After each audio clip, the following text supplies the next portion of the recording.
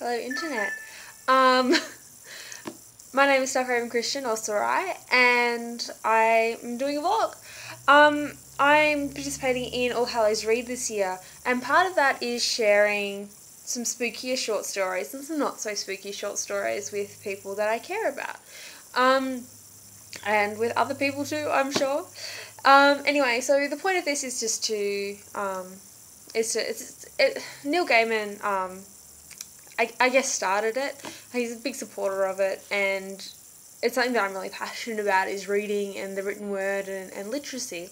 And so with that in mind, I sort of decided that it would be a really good idea for me to do a vlog or two that involved me reading a story. Now, Neil Gaiman previously answered an ask on his Tumblr account that was along the lines of someone going, I want to do a YouTube reading of your story for All Hallows Read. Is that cool? And he's gone, I can't imagine why it wouldn't be, as long as you don't say you did it. So, this is Neil Gaiman's story. It's a story that I really like. It's very, very short. It's from Smoke and Mirrors. It's a book of short stories. It's got some really fun ones. One of my favourite story in it is probably the Troll Bridge, but, you know, Chivalry is also really good too. But they're a bit longer, and this one's nice and spooky. It's a good starting one. And Favour and Grace actually was the one who suggested that I do a story. Well, agreed with me that a story wouldn't be such a bad idea. So, hi to you. Hi to everyone. And so I'm just going to get started. It's called Don't Ask Jack. Nobody knew where the toy had come from, which great-grandparent or distant aunt had owned it before it was given to the nursery. It was a box, carved and painted in gold and red. It was undoubtedly attractive, and also the grown-ups maintained quite valuable, perhaps even an antique. The latch, unfortunately, was rusted shut, and the key had been lost, so the Jack could not be released from his box. Still, it was a remarkable box, heavy and carved and gilt. The children did not play with it. It sat at the bottom of the old wooden toy box, which was the same size and age as a pirate's treasure chest, or so the children thought. The Jack in the box was buried beneath dolls and trains, clowns and paper stars and old conjuring tricks, and crippled marionettes with their strings irrevocably tangled, with dressing-up clothes, here the tatters of a long-ago wedding dress, there a black silk hat crusted with age and time, and costume jewellery, broken hoops and tops and hobby horses. Under them all was Jack's box. The children did not play with it. They whispered among themselves, alone in the attic nursery. On grey days, when the wind howled, the house and rain rattled, the slates and pattered down the eaves, they told each other stories about Jack, although they had never seen him. One claimed that Jack was an evil wizard, placed in the box as punishment for crimes too awful to describe.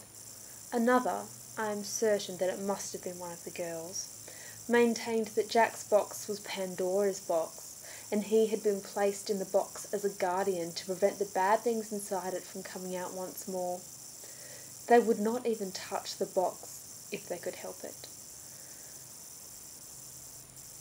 Although when, as happened from time to time, an adult would comment on the absence of that sweet old Jack in the box, and retrieve it from the chest and place it in a position of honour on the mantelpiece, then the children would pluck up their courage and, later, hide it away once more in darkness. The children did not play with the Jack in the box, and when they grew up and left the great house, the attic nursery was closed up, and almost forgotten. Almost, but not entirely, for each of the children, separately, remembered walking alone in the moon's blue light on his or her own bare feet up to the nursery. It was almost like sleepwalking, feet soundless on the wood of the stairs, on the threadbare nursery carpet, remembered opening the treasure chest, poring through the dolls and the clothes and pulling out the box. And then the child would touch the catch, and the lid would open, slow as a sunset, and the music would begin to play, and Jack came out. Not with a pop and a bounce. He was no spring-heeled Jack, but deliberately, intently, he would rise from the box and motion to the child to come closer, closer, and smile. And there, in the moonlight, he told them each things they could never quite remember, things they were never able to entirely forget. The oldest boy died in the Great War. The youngest, after their parents died, inherited the house, although it was taken from him when he was found in the cellar one night with cloths and paraffin and matches, trying to burn the great house to the ground. They took him to the madhouse, and perhaps he is still there. The other children, who had once been girls, and now were women, declined, each and every one, to return to the house in which they had grown up, and the windows of the house were boarded up, and the doors were all locked with huge iron keys, and the sisters visited it as often as they visited their eldest brother's grave, or the sad thing that had once been their youngest brother, which is to say, never.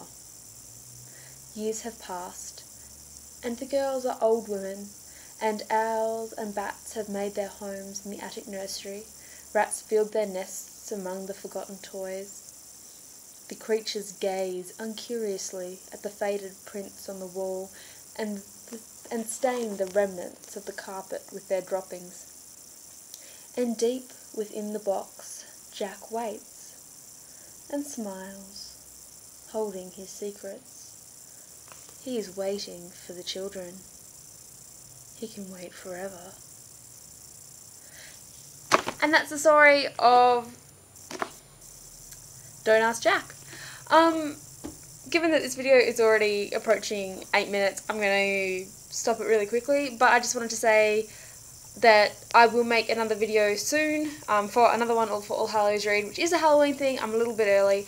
And I will, as Lara requested, talk about a couple of my fandoms. If you could be more specific as to which ones you would like to hear about, because I'm crazy and have too many. Anyway, bye guys.